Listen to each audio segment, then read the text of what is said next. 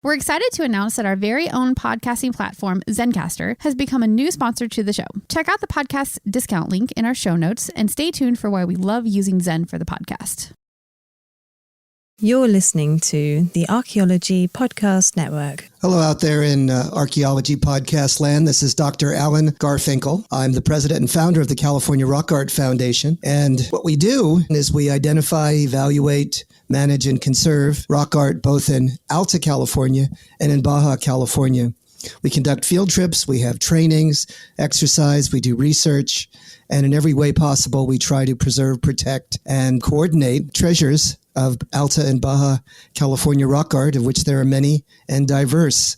We also work closely with Native Americans and partner with them to recognize and protect sacred sites. So for more info about the fabulous California Rock Art Foundation, you can go to carockart.org. Also, I'm open to give me a call, 805-312-2261. We would welcome sponsorship or underwriting, helping us to defray the costs of our podcasts, and also membership in California Rock Art Foundation. And of course, donations, since we are a 501c3 nonprofit scientific and educational corporation. God bless everyone out there in podcast land.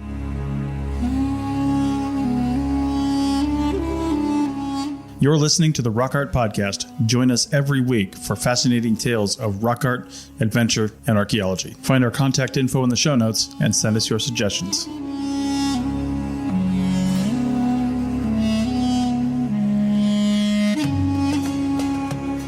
Hello and welcome to the Rock Art Podcast. This is episode 46 with myself, Dr. Alan Garfinkel. Today we're going to be speaking with Stephanie Haro. We're going to talk a lot about the Venus Figurines of Europe, these mysterious objects that date to some of the oldest artistic art forms between 25 and 45,000 years ago.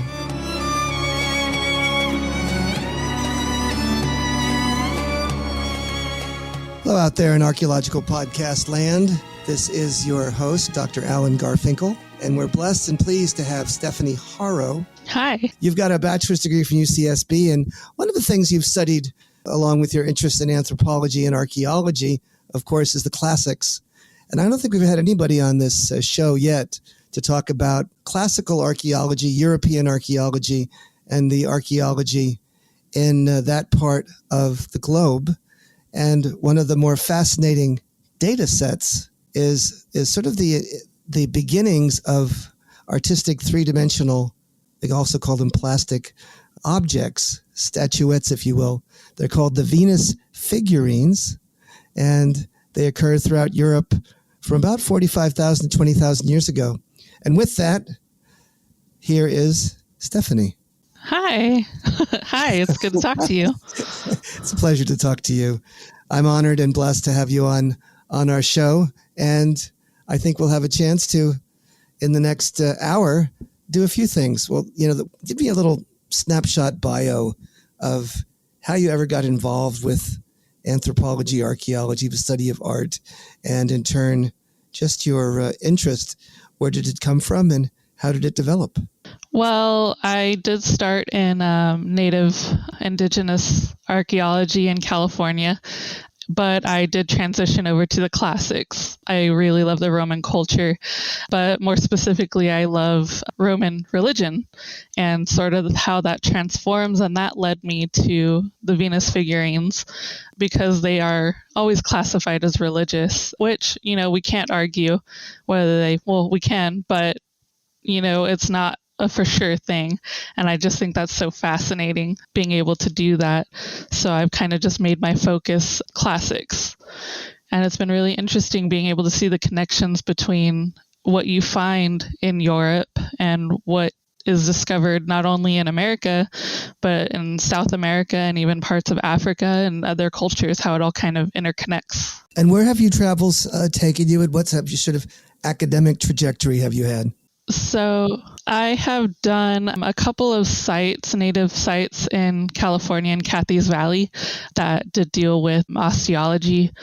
I also did 2 sites in Italy, Polena Trocchia. I did pottery analysis, and in another area kind of near Naples called Mirabera Aclano off of the Via Appia. I did some studies there on pottery and osteology. So what has tugged at your soul vis-a-vis these classical cultures and it's unusual to have someone, I guess, from the States who has such a passion for this particular region and culture. What is it that draws you to this study? I think it's really the iconography of it. The Roman iconography, of course, it's highly related to Greek. And then you kind of see a sort of transformation from other cultures incorporated into it. And my main focus is sort of a religious studies, specifically larariums found in Pompeii. That's what I originally started with. And for those of you that are as naive as I am, what the heck's a lararium? Oh, yes. Larariums are household shrines. They are usually pretty small, but highly decorated. Uh-huh. What do they date to? Where are they? That's very odd because not a lot of research has been done on larariums. Uh-huh. It's rather new. So even I'm still have peers that are looking into that. But okay. In Pompeii, they do date to, of course, 79 AD, the explosion or eruption of Mount Vesuvius. But they have been shown to have been there for a good 200-300 years before that. Even before they were a Roman lararium, they were actually sometimes Etruscan, which was the original culture that was in Pompeii. And they sort of took it over and incorporated it into theirs. So describe a lararium and what would we see if we're looking at such an edifice? So a lararium is usually an inset niche into a wall, usually in an atrium. So it's sort of a public area, but it's a way into the household. So it's only for the household. Usually little statuettes, little bronze or clay. Sometimes it would be different materials like stone would be placed in there that are of the gods that were the household gods that they worshipped. And on those larariums, you'll also find very intricate designs of the lares, the gods, and the pater familias, which is the head of the household. But not only do they take place in households, these larariums are found in public places, placed there by the wealthier people for the worship of, I guess, the everyday citizen of Pompeii. So not only were they able to do that in households, they were also placed on certain corners for neighborhood shrines. So are these any form of ancestor worship, or are they sort of supramundane beings unto themselves, because you called it a pater familias? Pater familias specifically refers to the male, usually male, head of the household. So there was actually a separate sort of ceremony, or I would say symbolism that they used for ancestors, usually within a certain room. I believe it was the atrium. They would have masks of the deceased displayed on the walls above as sort of that ancestry recognition. But the larariums were specifically to house a symbology of the genus, which is the head of the house, the pater familias. It would be an exact sort of image of the head of the household displayed on the lararium. Give us some more data on this lararium and what it consists of, and then what the hypothetical function is. And are there written documents that relate perhaps to this particular feature? So the lararium, the one I specifically analyzed and wrote a report on, was the lararium of the House of the Veti. It was actually a household with two male heads of the household. And it was sort of interesting that they had the same kind of lararium type as everyone else. So what you would find in this niche, this specific niche, was crafted to look like a temple surrounding it. So they actually had some marble, and the marble was sort of, I guess, etched and changed to look like a temple. So you would have the upper frieze, and then you'd have the two pillars on the side. And then within this, you have a beautiful fresco of what is called the genus is at the center. And he is the paterfamilias. So he was the head of the household. He's the guy making offerings to the gods for the household. And as the paterfamilias, someone who's alive? Yes, it is the father. It is maybe if it's a grandfather, if it's whoever is considered the head of the household is the person being depicted. Huh. But they're usually pretty similar, so you can't really tell differences. So how does that segue at all, if in terms of your trajectory of study in anthropology, archaeology, and art, religion, to one of the things we're planning on talking about was the Venus figurine. Obviously, I'm very interested in the establishment of a religion. I like seeing how it kind of goes cross-culturally.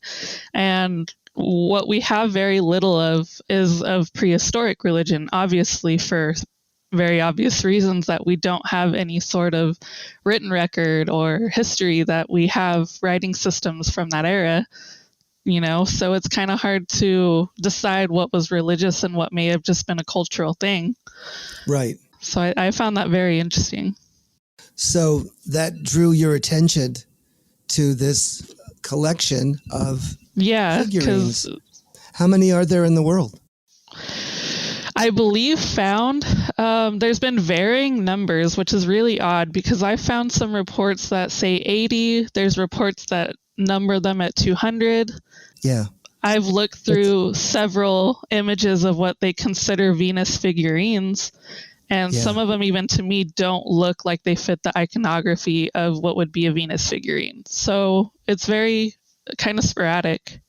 So it's just, there's a considerable range, but there's a rather small number worldwide, obviously. Yes, very small. And what is the characteristics of a Venus figurine? So the Venus figurines, you'll usually find them displaying very specific characteristics of some people believe that it was a pregnant female. So they have large breasts, they have an emphasized or protruding stomach area, and a lot of the time you'll see an emphasized pubic area as well. A lot of the other features on it are really downplayed. The arms and legs are tapered, so you don't really get, you clearly see what the emphasis on these figurines are. And how big are they? Well, the ones that I've studied have been about 4 inches, a little over 4 inches tall, but they go all the way down to about 1.2 inches. So they are really small. So they're very small. Very. I would lose it if I had to carry it. Exactly. So I'd have to make one every other week. Right. Have they replicated them and found out how much time and effort it takes to manufacture one of these? No, like as far as I know, there's very, very little studies that have been done on these. Yes. And they are some of the earliest art, aren't they not? Yes, and the earliest that we can find because they're the only things made out of material that is sustainable over, the time period that they come from. Right. They're very old. So here we are in terms of the beginnings of art with these rather magical figures that are interesting, and people would agree that they're rather gender specific, aren't they? Oh, yes. There's no questioning that it's a female form. Yeah. I think this is a good place to stop, and we'll flip and flop and come back momentarily to probe deeper into the Venus figurine mystery. Chris Webster here for the Archaeology Podcast Network. We strive for high-quality interviews and content so you can find information on any topic in archaeology from around the world. One way we do that is by recording interviews with our hosts and guests located in many parts of the world all at once. We do that through the use of Zencastr. That's Zencastr. Zencastr allows us to record high-quality audio with no stress on the guest. Just send them a link to click on, and that's it. Zencastr does the rest. They even do automatic transcriptions. Check out the link in the show notes for 30% off your first 3 months, or go to zencastr.com and use the code ROCKART.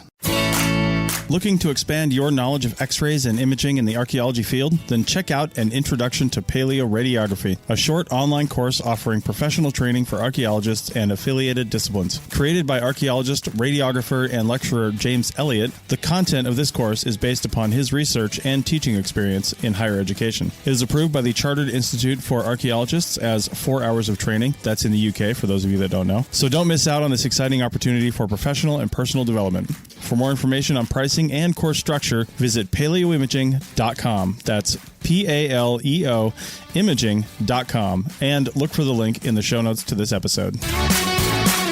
America. We are endowed by our Creator with certain unalienable rights, life, liberty, and the pursuit of happiness. By honoring your sacred vocation of nursing, you impact your family, your friends, and your community. At Grand Canyon University, our online RN to BSN, MSN, or DNP degree programs allow you to balance online coursework with local in-person clinical, practicum, or immersion hours. Find your purpose at GCU. Private, Christian, affordable. Visit gcu.edu. Welcome back, all you podcasters in archaeology podcast land. This is your host, Dr. Alan Garfinkel, with Stephanie Haro, and we're going to be talking about and continuing a conversation about a remarkable assemblage of Venus figurines that Stephanie has spent a considerable amount of time analyzing, thinking about, reflecting upon, and considering. And she's going to, I guess, riff a bit about what her motivation is and how did she get access to this information and what specifically she might have discovered. Thank you. Now, where are you located right now? Where you're in someplace else besides where I am, right? Yes, I'm in Merced, California, currently. And Merced is in the Central Valley, isn't it? Yes, very hot. Yes. Very hot place. Very hot. And I'm just to the south of you in Bakersfield, which is equally hot. I don't know about equally. That's probably I would say yours is pretty hot. But we have a hot topic to talk about. So I'll turn my attention back to the Venus figurines. I've always been fascinated by them for a variety of reasons and read, some simple things about them, but certainly not to the depth that your knowledge has taken you. And it seems as though there's a lot of different opinions about them, and the theoretical models have changed over time, and people have come up with very different ways of thinking or looking about them, haven't they? Oh, absolutely. And like you said, I hardly had heard anything about these figurines. I mean, we all heard of the Venus of Willendorf, so I assumed it was very well studied. But when I actually began to dig, there's very, very limited information. It's just a bunch of people basically taking a stab at what they think might be going on with these figurines. So give us a thumbnail sketch of what the various perspectives on the function and the meaning of these figurines might be. Starting with the function, just based on their small size, and the Venus of Hohlfels, which is actually dating to about 45 to, I believe, 35,000 years ago. It looks kind of like a rotisserie chicken. This figurine is one of the only ones that does not have a head, but in place of the head, there's a hole to kind of wear as an amulet. And the pure size of them, at this time in history, people were very nomadic. So preferably you would carry things with you that were relatively small and, you would be able to handle and carry as you're hunting or gathering or going about your daily activities. So you have these very small items. I think you were telling me at one point that they may have some wear patterns on them. There may be some sort of other things smeared over them. Oh, yes. There's not much wear. So they were well taken care of, so very important to whoever may have had them. But what we see on some of them is a red ochre, like a coating, or it's like if they were painted with it. Uh-huh. And those, from what I've seen, have been found in burials that also contain the skeletal remains had been also coated in red ochre. But these have been found in various, very wide-ranging places. So tell us what that red ochre and their association with burials might signify. Well, it's believed by some to be a very spiritual color. Of course, red, the color of blood, the color of life, is signified by red. Ochre was a very big pigment that was used during that time and throughout history. I mean, you see, Yes. rock paintings, cave art, stone paintings, numerous other designs. You'll see, the use of red ochre. It's just a very special and very available pigment to them. Is there any notations or other sort of engravings or anything associated with this that would lead us to get some sort of a understanding of perhaps numerology or astronomy or maybe even gestation, anything like that? Or is that going down the wrong route? Well, there's really not. There's very little, I'd say, in situ as an archaeologist, but there's really little evidence that we have found these in the areas that they were found that gives us anything pertaining to astrology or anything else. Many of them were found in caves, which many, spiritual places are associated with springs and with caves, but we don't know whether they were placed there just because it was a spiritually associated place or if that was just a cache that they happened to leave. So we really have no way of knowing. Are there any concentrations of these objects? Are they distributed homogeneously across the landscape? Are there particular places geographically that tend to exhibit them more? Are they restricted to just Europe itself and nowhere else in the world? Well, the ones that I have studied are specifically within Europe. I found some in Italy, there's Germany, Austria, various other places that I've seen. I think some have been in France, all over Europe. But of course, the iconography of it is found in Africa and many other places. So it's very broad in that sense. Do you ever see images depicted on other sort of canvases that would mirror these patterns? Have they painted anything like this? Have we seen them in plaques or in any other way that would be less sort of three-dimensional? I remember I saw this, this Venus with the horn or the moon that sort of looks maybe akin to this in some ways. Is that related or is that something totally? What era did you see that from? Just very early, same kind of age, yeah. But I don't know if it isn't a Venus figurine per se. It's more of a sculptural, flat tabular kind of a thing. Not that I know of. I mean, I have personally have not seen that one. I don't see why there couldn't be a connection if it displays the same large breasts, protruding stomach, and pubic area. We could draw an association, definitely. What do the feminists think about these class of things? What is their take? I feel like that was because it was sort of in retaliation, or I guess you could use retaliation against the mid-19th century, analysis that was made, because obviously we know the mid-19th century was dominated by, white male archaeologists. It's not a put down, that's just how it was. And, they made their inference. Their inference was that it was, made by men for men. Some believed that it was a, pornographic representation for them to have, that maybe it was supposed to bring, male virility. Okay. A sort of lucky charm. But as we get into the 90s, there was obviously, a lot of more feminine voices being heard. Anthropology, archaeology, kind of coming a rise. There's specific, I think it's McCoy and McDermott. They actually wrote a really great paper. They theorized that they were actually self-portraits done by expectant mothers. Oh, wow. Because as you look at these figurines, imagine you're a pregnant female and you're looking down at your body, of course, you're going to see enlarged breasts, your large stomach, and you wouldn't be able to see your pubic area, but you know what it's like.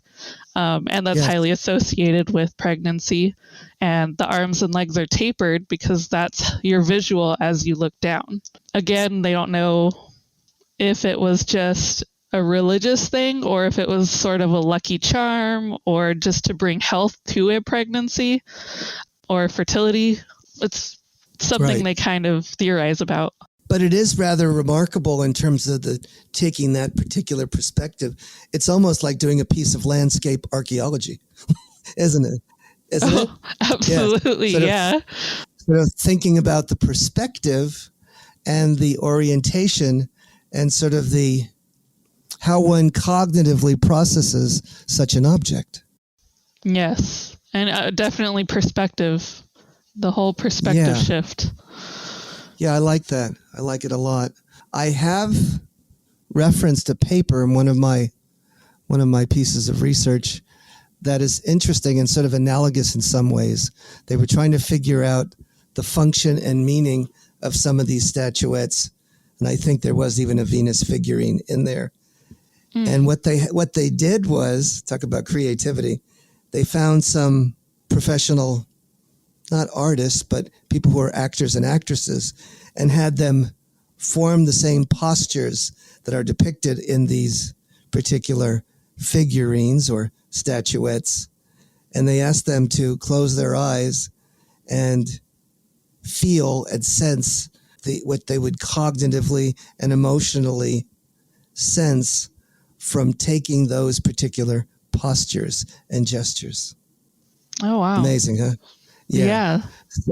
Yeah. So that is not far from the mark in terms of this other study that you were so interested in that similarly tries to, I think, probe the mind and the neurology, the neurophysiology of these kinds of objects. I think that sort of has come together as one of sort of the cutting edge ways that some of the cognitive archaeology is going to sort of look at the neuropsychology, neurophysiology, and even they call it neurotheology.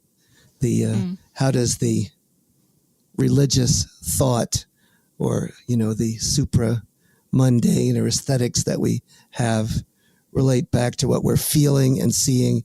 How do they sort of, because maybe I'm in the wrong headspace for this, but my, not issue, but I guess I would have some sort of thought that it would be hard to reestablish that because it would be out of context, wouldn't it? I mean, we don't have the same mindsets as people living back at that time. Exactly. So it would be very hard, I think. Certainly would criticize it. But we do have a similar mind in some ways, and our mind and our eyes and our way we process the world is similar. And our phenotypically, we're human. And so we have feelings, and some of the rock art studies of the day now are starting to sort of begin to believe or communicate that one of the things that happens when one sees an image, it elicits an emotion. It emotes. It's almost as though you can grab an image from hundreds, thousands of years ago, and when one sees it, your eyes are riveted on certain aspects of that image, and it triggers a neurophysiological action that affects something in your psyche and tells you something. It could say fright. It could say run. It could say love. It could have pleasure. It could have some sort of connection with a transcendent experience, meaning, taking you out of your body and looking at some sort of divine connection. Does any of that make any sense? No, yeah, I definitely could see that. I guess it's just, there's things nowadays, like if I showed something to a child, they would think was scary, but to me wouldn't be. So if some culture had displayed some sort of, rock art or some sort of thing that was not scary to them, some horned beast or, whatever it might be, bighorn sheep, maybe somebody else looking at that might go, wow, they're, what are they high on? Or, someone that doesn't understand might look at it differently.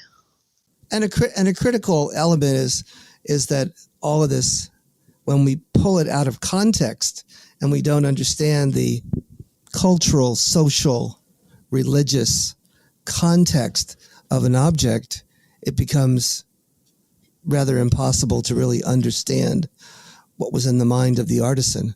So I guess we're still then groping or grappling with its cultural, situation and how to best even begin to assess it with the mind of someone tens of thousands years ago.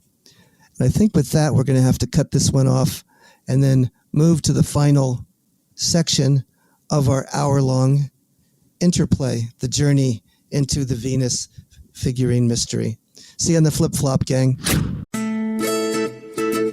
You may have heard my pitch for membership. It's a great idea and really helps out. However, you can also support us by picking up a fun t-shirt, sticker, or something from a large selection of items from our TeePublic store. Head over to archpodnet.com/shop for a link. That's archpodnet.com/shop to pick up some fun swag and support the show. Well, we're back for the final segment with our guest scholar, Stephanie Haro. We're just digging down, trying to sort of get our mind around what it would be like to be 25,000 or 40,000 years ago and being a hunter-gatherer or forager and dealing with their conceptualization of the universe, their landscape, their religion, their life ways, and what the heck these figurines, these portable, small, in some cases beautiful, voluptuous female figurines could mean, and how do we figure that out? Stephanie, it's your game. Well, that's a big question to answer. Of course. Thanks. That's why you're here. Exactly. Some questions lead to other better questions. So what are the better questions that we have about these figurines after probing more deeply? I mean, better questions. I mean, that's hard to answer because I feel like there's a lot of good questions that we can ask. Good. But I mean, obviously dealing with prehistory and being, for me, I guess I'm more of a historical archaeologist. Right. Dealing with Roman, culture. So dealing with another arena of, prehistory where I don't get the same context that I do with historical really kind of threw me through a loop because, how can you possibly answer this without making the wrong conceptualization of what might be going on? Sure. And I think the best sort of answer I got, if it's an answer at all, was by, I believe it was Stephen Mithen. Mm-hmm. And he talked about that. He suggested that ritual or spiritual or maybe even just, beliefs that are ingrained in the human mind by giving them familiar characteristics. So just dealing with the Venus figurines, obviously the familiar characteristic for people that lived in the prehistoric era was the female body, was pregnancy and the sort of like rebirth and giving of life. And I think that we can clearly suggest that there was obviously a belief that lasted, tens of thousands of years by different generations of people. I mean, it's so crazy to think that all these, separate generations had these similar iconography that they carried around with them. There was some sort of a linkage, some sort of a cultural tether, some sort of a tug on them relating to this symbolic edifice. There's something there that tugs at one's soul, one's heart, one's psyche, and it obviously continued to do that and be a central hallmark object, so much so that it continues for thousands of years, not unchanged, but of a similar pattern, correct? Oh, absolutely. I mean, if you just look through the Venus figurines, you see there's very little change. Obviously, you get some polishing because, like I said, the Venus of Holfels look like a little rotisserie chicken that's kind of beat up. And then you get into these very beautifully polished ones made out of soapstone and different types of stone. So it's very interesting to see how it's just kind of grown. But I think all of us would agree that it had to do with something of the feminine line, and something about perhaps fertility or vitality and life renewal. It had to be part of the story, no? Oh, that's definitely a good, theory on it. I mean, it's perfectly safe to assume that. I know that there was another theory that it was a symbol to just depict health or the possibility of attaining prosperity. So there are people that believe that they weren't even necessarily female pregnancy, that it may have just been, a depiction of having health, because obviously a female form or a form that is larger, could signify, having enough food, having the supplies to last, through life. And that, that has also been suggested, Definitely. but, the use of the female form definitely sways it towards, being something that has to do with, rebirth and, Life, pregnancy and life. Yes. and I know that I've kind of riffed on that in some of my own work, where I've looked cross-culturally at foragers, at hunter-gatherers, and found that one characteristic that seems to be synonymous with that, systematic sociocultural level is what's called increased rights or renewals, or both social totems and increased totems.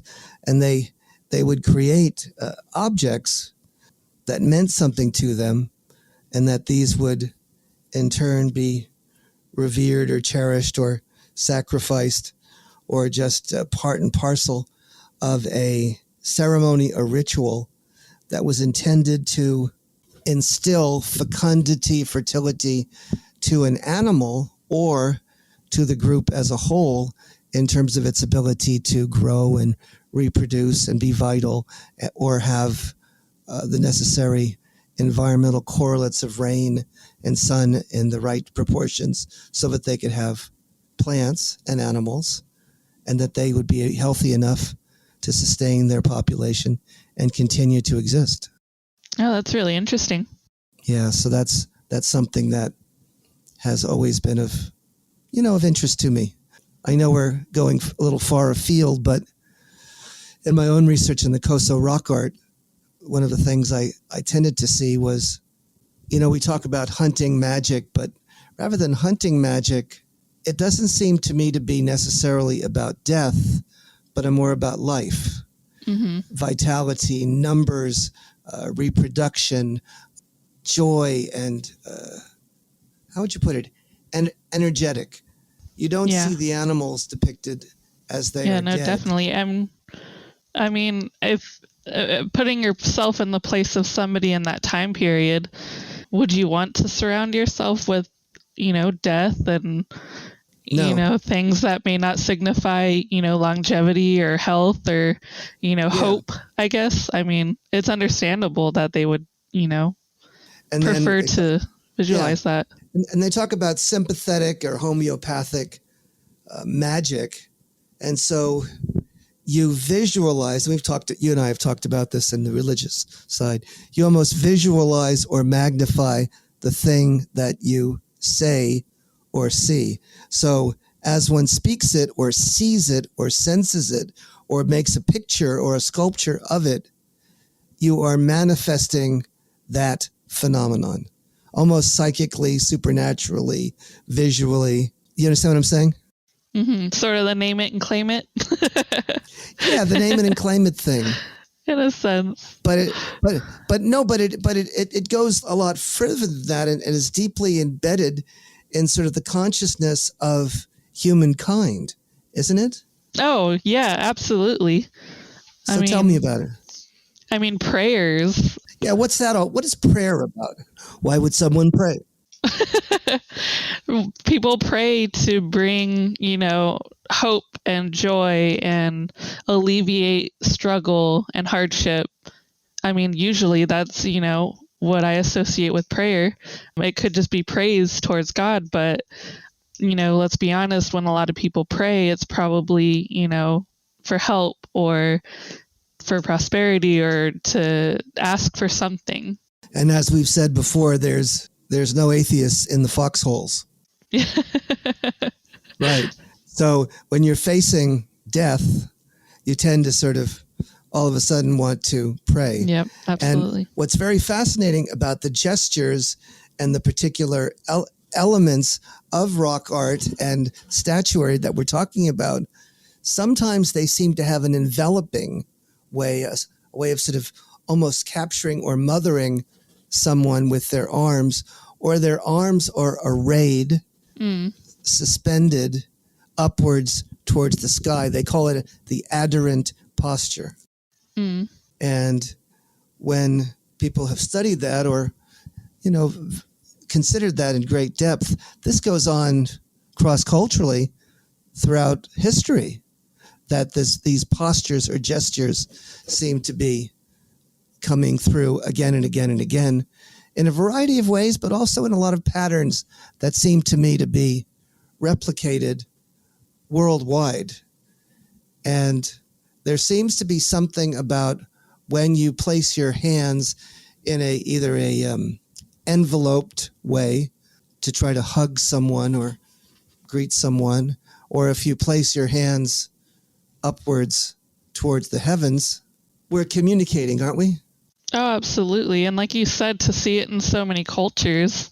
I mean, I believe I've seen a lot of iconography from the Aztec culture representing many of those with the upraised arms and kneeling or some sort of adoration pose. And in Africa, I mean, just like we see with the, Venus figurines, there's some sort of belief associated with certain positions. Or with the Venus figures, again, you see certain characteristic gestures or certain characteristic embodiments in terms of the poses, don't you? Oh, absolutely. Yes. It's if you look at them, they're very close. Like you would think they came from the same time period.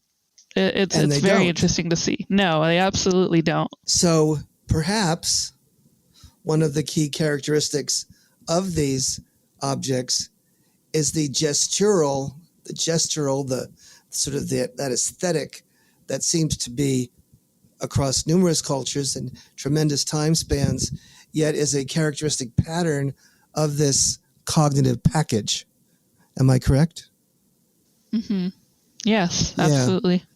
Yeah. And what would that imply? What does that imply when you see something like that recurring again and again and again? What is the message, or what would be the signal or something that we get that would make sense to us in 2021 instead of 45,000 years ago? Well, that's I mean, it's a tough one. I think it's just the belief that we're all human and we all have the same basic beliefs and basic needs and wants in life that lead all of these cultures to have such similar, iconography and, beliefs, and it connects us all, I think, and shows us that we're all not that different. Right. It's taken me a lifetime to come to that same conclusion. When I walk down Little Petroglyph Canyon, the one thing that comes to my mind when looking at the Cosos says, these people are the same as me. They want to eat. They want to have fun. They want to have families. They want to have joy and dances and things like that. And they had a little rough, but they were probably pretty much the same as me. And they wanted to sustain their culture and follow the ways of some sort of a central figure or hierarchy of supernaturals that might help them to weather the storms, right? Oh, exactly. That's exactly the way I see it. Yeah. So it's interesting to come full circle with all this, because I think there's certain themes that cross-cut the artistic realm, and a message that images and statuettes are giving us about humankind. How's that? Yeah. Yeah, there's a connection. Yeah. No matter where you're from, no matter the culture, no matter topographically speaking, that there's that same belief. That's the takeaway, isn't it? Yeah. That's definitely the circle of life. It's interesting to think of. Like I had thought about it, but this really kind of like blew it up. Yeah. No, it's great. We're about ready to close out the episode. Anything you'd want to put the bow on it and say to the audience about your work and where you're headed, where you've been, where you are, and where you're going? Well, where I'm going, I mean, I love the analysis of Venus Figurines and seeing that connection. I'd really like to bring that into contrast with Roman religion and, Roman conquest. Of course, you go through areas that had different beliefs and different ideas, and I'd really like to see how those ideas are incorporated and those beliefs are incorporated into Roman religion and see how they go across time as well. Well, Stephanie, it's been a tremendous pleasure. This has been a rather interesting and unique interaction. So God bless you, and thank you, all my listeners, for putting up with this interesting journey, focusing on these mysterious figures of the Venus figurines of Europe from many tens of thousands of years ago. See you on the flip-flop, gang.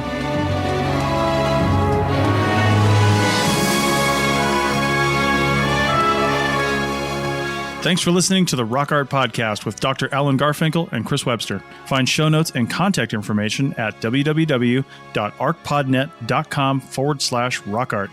Thanks for listening, and thanks for sharing this podcast with your family and friends.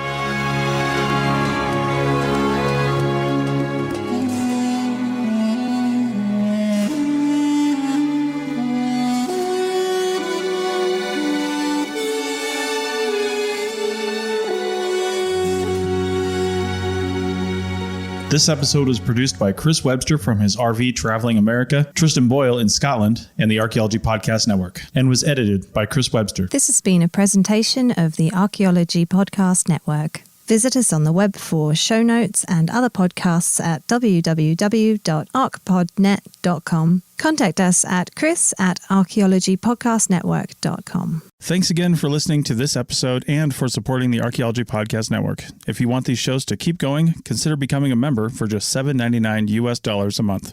That's cheaper than a venti quad eggnog latte. Go to archpodnet.com/members for more info.